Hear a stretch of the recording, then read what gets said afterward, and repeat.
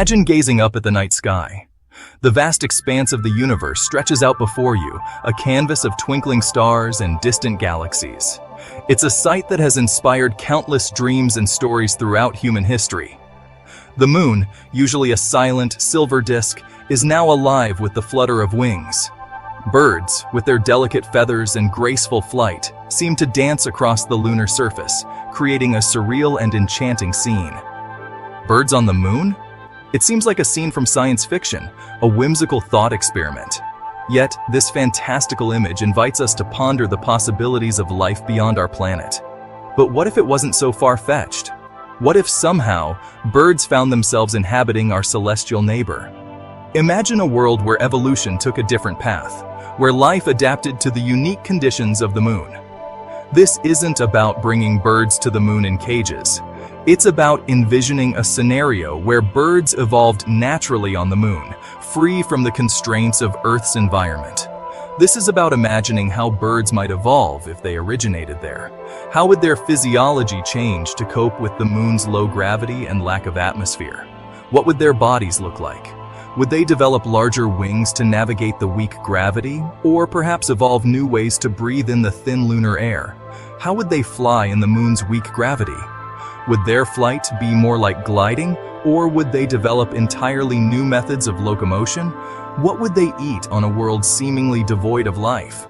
Could they find sustenance in the lunar soil, or would they rely on a completely different food chain?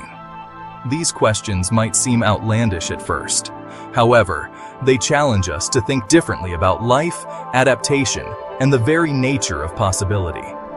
Throughout history, life on Earth has shown an incredible ability to adapt to even the most extreme environments.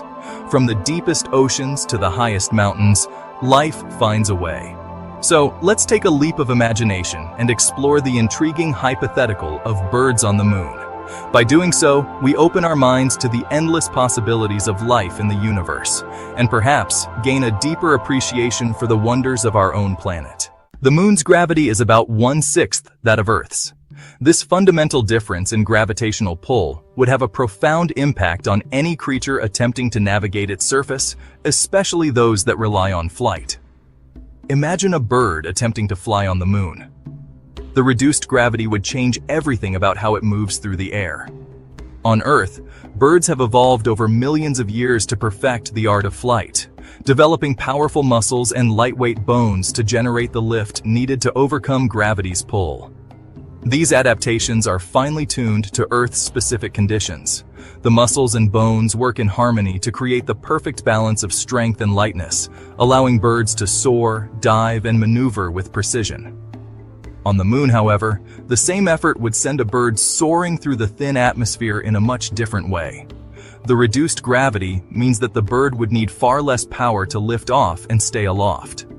Imagine a bird taking flight from the lunar surface. With just a gentle push, it would ascend effortlessly, its wings needing only a fraction of the power required on Earth. This ease of flight would be a remarkable sight, as the bird glides gracefully with minimal effort. The bird's wings would barely need to flap, and it could cover vast distances with just a few strokes. The low gravity would allow it to stay airborne for much longer periods, conserving energy and making flight an almost leisurely activity. Over time, lunar birds might even evolve much larger wings, taking advantage of the low gravity to glide gracefully across the desolate landscape. These larger wings would provide more surface area for lift, making flight even more efficient. However, this ease of flight comes with a trade-off. The moon lacks the atmosphere to provide the resistance that birds on Earth rely on for maneuverability. This thin atmosphere would make it challenging for birds to make sharp turns or sudden stops. Birds would find it difficult to navigate the lunar landscape with the same agility they exhibit on Earth. Turns would be wider, and landings would need to be more gradual to avoid crashing. The lack of atmospheric resistance means that every movement would need to be carefully planned and executed. Birds would have to rely more on gliding and less on flapping to control their flight paths. Lunar birds would need to adapt their flight patterns, relying less on flapping and more on gliding and subtle shifts in body position. They would become masters of energy conservation, using the moon's unique environment to their advantage. The sight of a bird effortlessly gliding over the lunar surface, making minor adjustments with its body to navigate, would be a testament to the incredible adaptability of life. The moon is a place of harsh extremes. Daytime temperatures can soar to a scorching 250 degrees Fahrenheit, while nights plunge to a frigid minus 280 degrees. These extreme temperature swings pose a significant challenge for any life form, let alone birds accustomed to Earth's relatively stable climate. To survive the lunar day, birds might evolve reflective feathers, much like the light-colored plumage of desert birds on Earth. This adaptation would help them deflect the sun's intense rays and prevent overheating. During the long lunar night, these same birds might huddle together for warmth, their dense feathers providing insulation against the bitter cold. Another possibility is that lunar birds might be nocturnal, only venturing out during the relative coolness of the lunar night. This would require adaptations for navigating in darkness, perhaps enhanced vision or echolocation abilities. Section 4. What's on the menu? A moonbird's diet.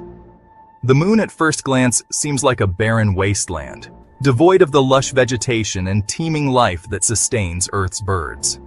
The stark, gray surface, pockmarked with craters and devoid of any visible water, presents a harsh environment where survival seems almost impossible. However, even in this seemingly desolate environment, potential food sources might exist, waiting to be exploited by a resourceful lunar bird. Just as life on Earth has adapted to thrive in the most unexpected places, so too could life on the moon find a way to sustain itself. One possibility is the presence of microscopic life forms, such as extremophiles, known to thrive in extreme environments.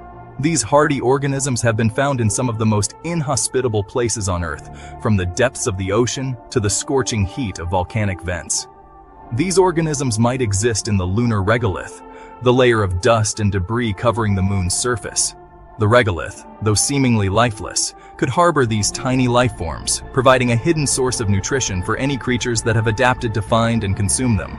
Lunar birds could evolve specialized beaks or feeding strategies to extract these organisms from the regolith, much like Earth's sandpipers probe the sand for tiny invertebrates.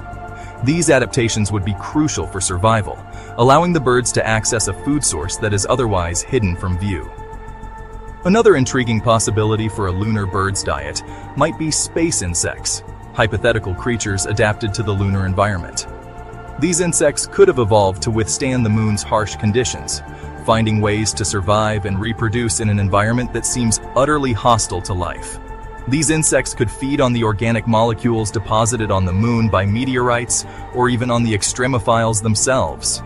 Meteorites, which frequently bombard the lunar surface, could bring with them a variety of organic compounds, providing a potential food source for these hypothetical insects.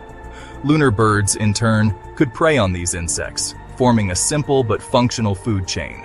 This food chain, though basic, would be a remarkable example of life's ability to adapt and thrive in even the most challenging environments. The existence of such a food chain would not only be a testament to the resilience of life, but also a fascinating subject for scientific study, offering insights into how life might exist on other celestial bodies.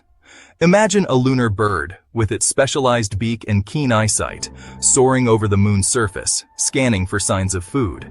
It lands, its feet kicking up a small cloud of lunar dust, and begins to probe the regolith with its beak, searching for the tiny extremophiles hidden within. Or perhaps it spots a space insect, darting across the rocky terrain, and swiftly captures it with a precise strike. The bird's sharp eyes and quick reflexes are perfectly adapted to its environment, allowing it to find and capture its prey with remarkable efficiency. This vision of a lunar bird, thriving in an environment so different from our own, is a powerful reminder of the incredible adaptability of life. As the sun sets on the lunar horizon, casting long shadows across the barren landscape, the lunar bird settles down to rest, having successfully navigated the challenges of its harsh environment. Its existence, though hypothetical, paints a vivid picture of the potential for life beyond Earth, inspiring us to continue exploring and seeking out the mysteries of the universe. Oxygen from moon dust. Perhaps the most significant challenge facing any creature on the moon is the lack of a breathable atmosphere. Earth's birds, like all animals, require oxygen to survive. So how could birds on the moon obtain this vital gas? One intriguing possibility lies in the lunar regolith itself. Scientists have discovered that lunar dust contains trapped oxygen. This oxygen, brought to the moon by the solar wind over billions of years, could potentially be extracted. Lunar birds might evolve specialized respiratory systems capable of filtering oxygen from the regolith. Imagine birds with highly efficient lungs or even symbiotic relationships with microorganisms that extract oxygen from the dust. This adaptation would be crucial for their survival, allowing them to breathe in a world with